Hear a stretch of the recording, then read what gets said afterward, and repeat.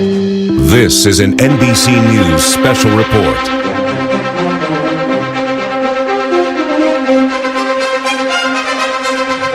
And good day. We are coming on the air with breaking news about an explosion at a border crossing near Niagara Falls. The FBI in Buffalo is investigating what it is calling a vehicle explosion at the Rainbow Bridge, a busy border crossing between Canada and the U.S. The situation is very fluid. Here's what we know according to our 4 senior law enforcement officials that were briefed on the matter. This is video of that explosion that's come into our newsroom. From what we understand, a vehicle crashed into the checkpoint structure at the Rainbow Bridge. You're seeing it right here at a high rate of speed. It hit the structure, caught fire, and then exploded. An initial search did not find any indications of an explosive device in the car. I do want to stress this situation is very fluid, and this is just preliminary information that we're getting right now. There are 2 casualties from what we understand, 2 people that were inside the car. To be clear, we do not know yet if the incident was intentional or simply an accident. As a precaution, though, several border crossings between Western New York and Canada have been closed for now. The White House has been briefed as well, as the governor of New York, Governor Kathy Hochul, is headed to Buffalo right now to meet with law enforcement and first responders. I want to get right to Ken Delaney, our justice and intelligence correspondent. Ken, I also want to tell our viewers that Governor Hochul has also instructed New York State Police and the FBI Joint Terrorism Task Force to monitor all entries into the state of New York. It talks about the severity of the situation right now. Again, all we know right now is there's been an explosion at this checkpoint. But tensions are very high in this country and all over the world because of the Israel and Hamas war. Also, it is a time where tomorrow's a holiday and people can think that there are soft targets. Talk to us about what your reporting has shown you so far and what we think this is at this hour. Good afternoon, Tom. I think you're right to caution viewers that this is a very fluid situation. The law enforcement officials I've been speaking to here in Washington say it's too soon to say much of anything about this. But as you mentioned, our colleagues Tom Winter and Jonathan Dietz have reported the important initial finding that there was no car bomb inside this vehicle. The vehicle approached from the Canada side to the U.S. border checkpoint at a high rate of speed, as you said, and caused a pretty large explosion, which is why there was a lot of speculation initially that there may have been a car bomb. But again, our reporting is that there was no evidence of a car bomb. What remains to be known is whether this was an intentional act or an accident of some sort, of medical emergency. All these kinds of scenarios are possible. What's been clear from the people I've been talking to is they're not ready to even use the word terrorism in connection with this incident. They just say there is no evidence to support that. Nonetheless, they are being vigilant and investigating.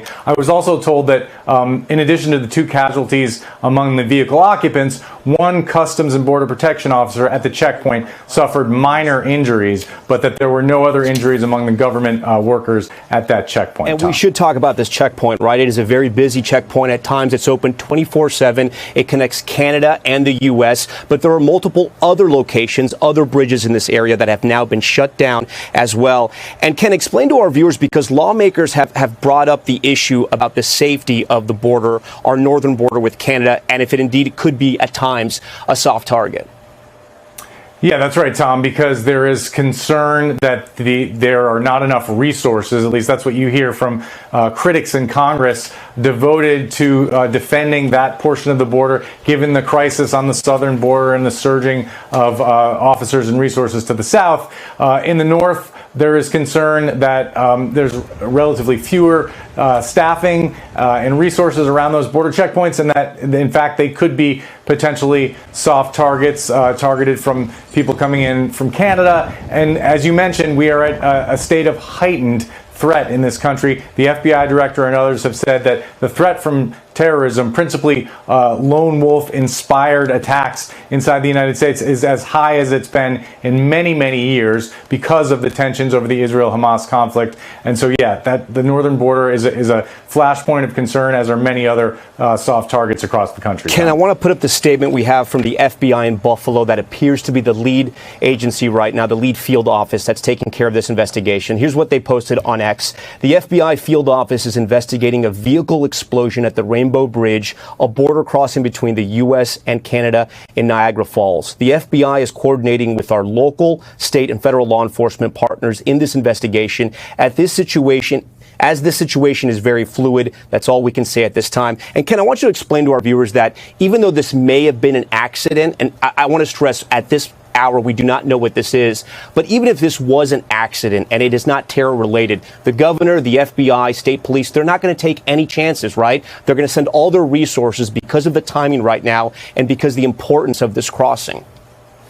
100%, Tom, and because this is a national target, it's not just a state or a local matter, so the FBI swoops in right away. I think it is significant, though, that the Buffalo field office is taking the lead and making the statements on this, not FBI headquarters in Washington. If there was evidence of some kind of terror plot here, a concrete evidence, you may see more of a national response, but we're not seeing that. We're seeing the Buffalo FBI, state and local authorities, but you're absolutely right. They are taking no chances here, particularly because the size of that explosion was significant. It may have been caused by a full gas tank, but nonetheless, it raised a lot of concerns right away. Again, our reporting at NBC News is that no evidence of a vehicle bomb was found inside that vehicle.